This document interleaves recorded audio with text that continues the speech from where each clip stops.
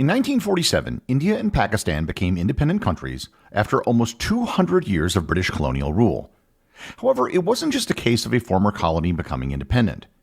It was a single colony which was partitioned into two separate countries.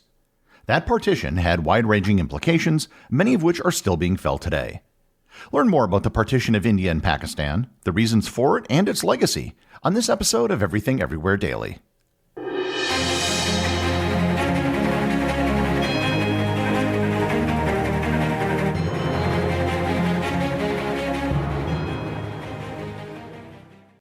This episode is sponsored by newspapers.com. If you listen to this podcast, then you probably love history. And if you love history, then look no further than newspapers.com, your ultimate resource into exploring history. Newspapers.com is like a time machine. You can find out what happened on the day you were born or how significant moments in history were reported when they actually happened. You can see for yourself what newspapers at the time had to say about humans landing on the moon or the end of World War II. With over 800 million digitized pages from over 24,000 newspapers spanning 3 centuries, newspapers.com provides an unparalleled gateway to the past, with papers from the United States, United Kingdom, Canada, Australia, and many other countries. For Everything Everywhere Daily listeners, newspapers.com is extending a discount of 20% off on a Publisher Extra subscription. Just use the code EverythingEverywhere at checkout. Uncover the extraordinary with newspapers.com today and use the code EverythingEverywhere at checkout. This episode is sponsored by Curiosity Daily.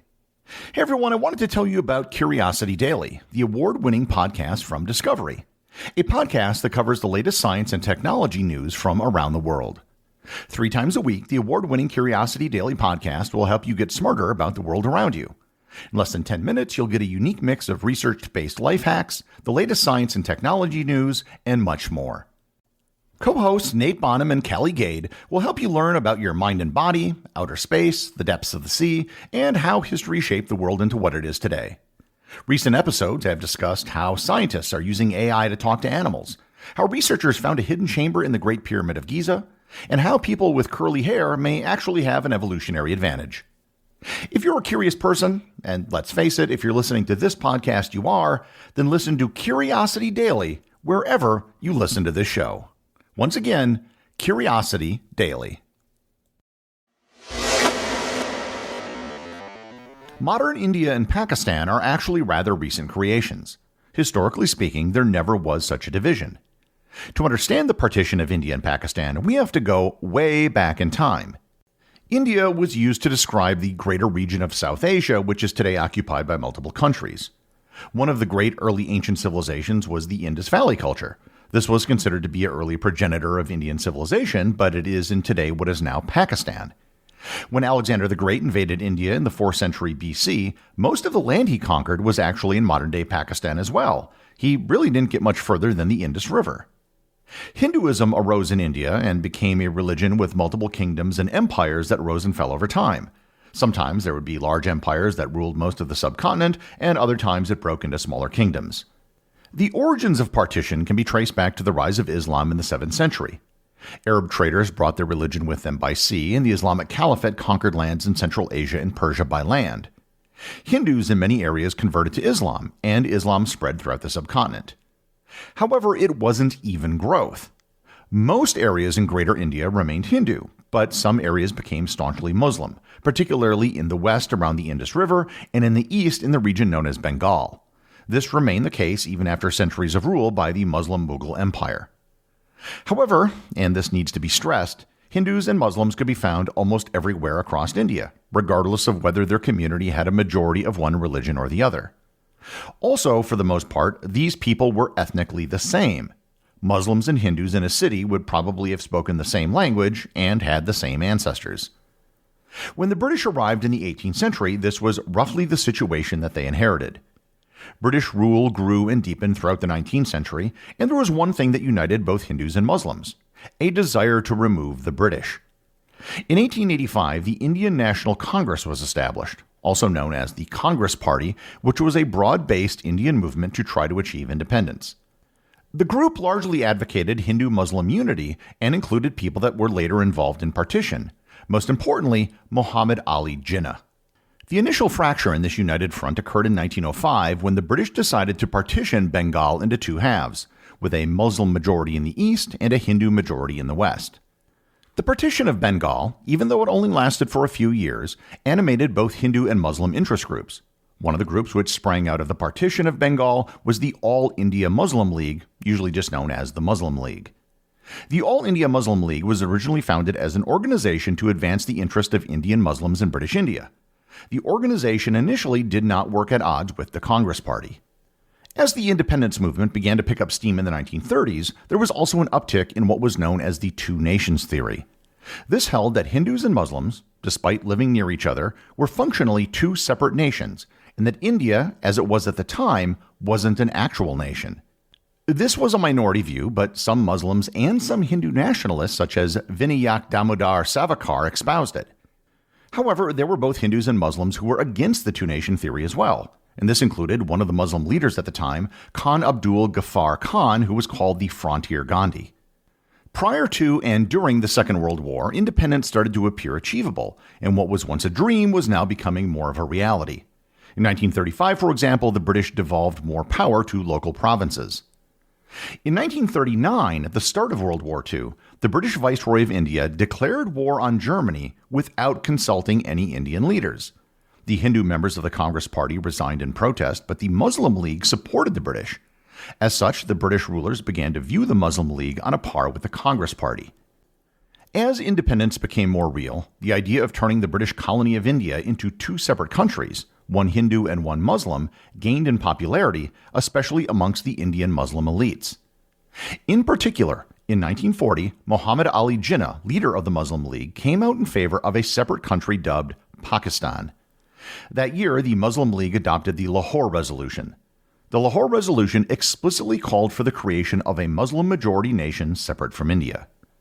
The resolution said, quote, that geographically contiguous units are demarcated regions which should be constituted with such territorial readjustments as may be necessary, that the areas in which the Muslims are numerically in a majority, as in the northwest and eastern zones of British India, should be grouped constituent independent states in which the constituent units should be autonomous and sovereign. End quote. The name Pakistan was first used in 1933 by Chaudhry Rahmat Ali, one of the founders of the Pakistan movement. The name originally had a double meaning. In both Urdu and Persian, it means land of the Paks. Paks means pure, and Stan means land. However, Rahmat Ali also intended for Pakistan to be an acronym. He said, quote, it is composed of the letters taken from the names of all of our homelands, Indian and Asian, Punjab, Afghania, Kashmir, Sindh, and Baluchistan. End quote. The tipping point for independence occurred in 1945, immediately after the conclusion of the war in Europe. Winston Churchill and the Conservative Party lost the election in the UK, and the Labour Party took control. The new Labour government, under Prime Minister Clement Attlee, supported Indian independence and put it on the fast track. The question now wasn't if India would become independent, or even necessarily when, but rather on what terms. Congress wanted a united India, but the Muslim League wanted the creation of Pakistan. Muslims constituted approximately 25% of the population of India prior to independence. Muslims had been given special rights and protections under the British and feared that they would lose their status after independence. Moreover, the Muslim League used the time during the war to bolster support for the creation of Pakistan, which made the idea popular and palatable. In 1946, the specter of civil war rose between Hindus and Muslims.